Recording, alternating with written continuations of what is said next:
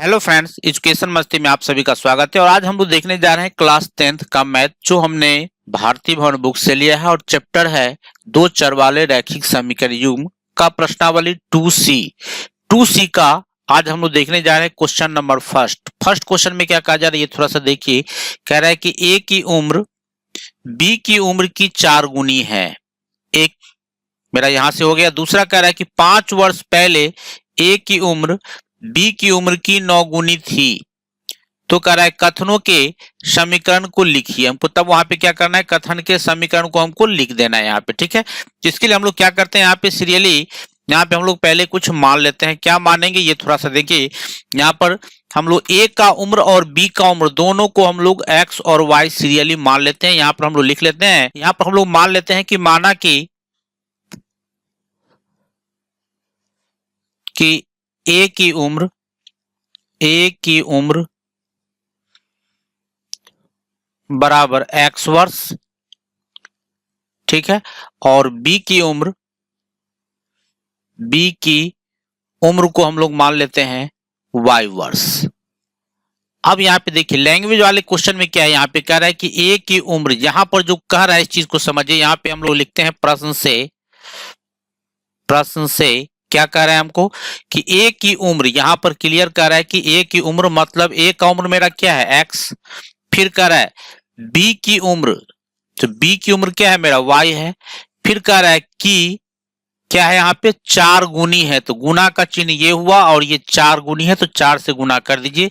यानी एक आपका बन गया कि x is equal to 4y। ये आपका एक समीकरण बन चुका है, ठीक है। इतना में कोई डाउट।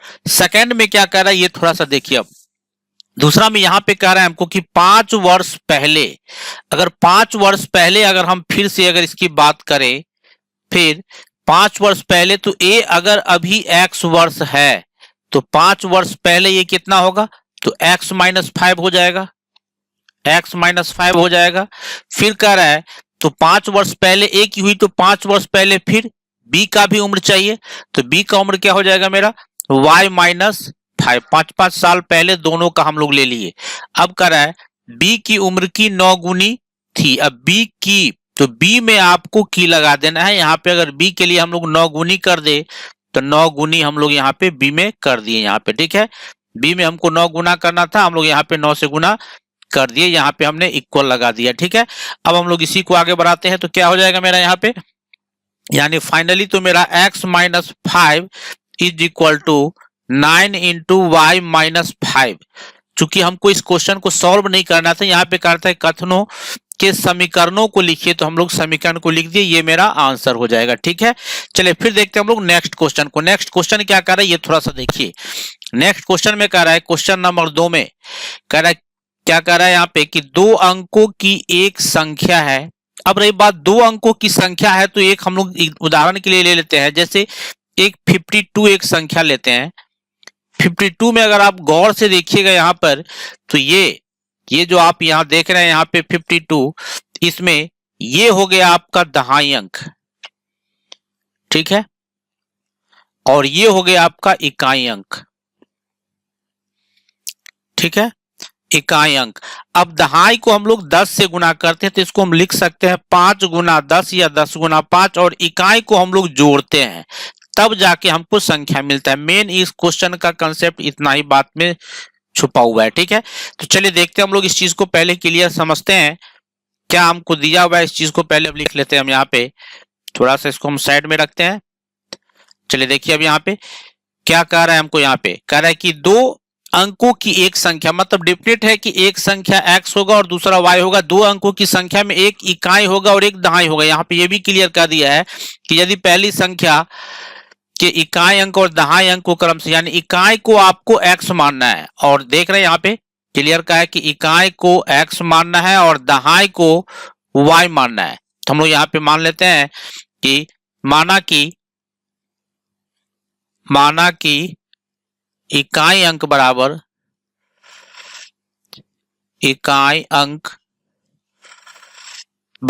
x और दहाई अंक बराबर हमने माना y। तो संख्या क्या मेरा बनेगा, तो संख्या मेरा बनेगा क्या चीज, संख्या। दहाई को 10 से गुना करना है। यहाँ पे देखिएगा तो दहाई मेरे पास ये है, इसको हमको 10 से गुना करना पड़ेगा। तो दहाई को अगर 10 से गुना करेंगे, ये होगा 10 को y से करेंगे तो ये होगा मेरा 10y, और तब जाके इकाई जो होगा उसको हमको जोड़ना पड़ेगा, जो आपने यहाँ पर देखा है कि कैसे हम लोग संख्या निकालते हैं। इस चीज को हमने यहाँ पे बताया। सेम वही चीज यहाँ पे यूज किए कि दहाई को 10 से गुना करना है और इकाई को उसमें जोड़ देना है। अब क्वेश्चन में सेकेंड लाइन में क्या कर रहा है ये थोड़ा सा देखिए। खैर अब उसमें 2 अंकों की संख्या है, अंकों का योग 9 है। अंक हमने क्या क्या माना, x और y माना। अब पहले एक और लाइन लिख ही लेते हैं, उलटने पलटने की जो कहानी है यहाँ पे लिख लेते हैं कि अंकों का क्रम, उसके बाद हम लोग क्वेश्चन पे आएंगे। अंकों के उलट जाने पर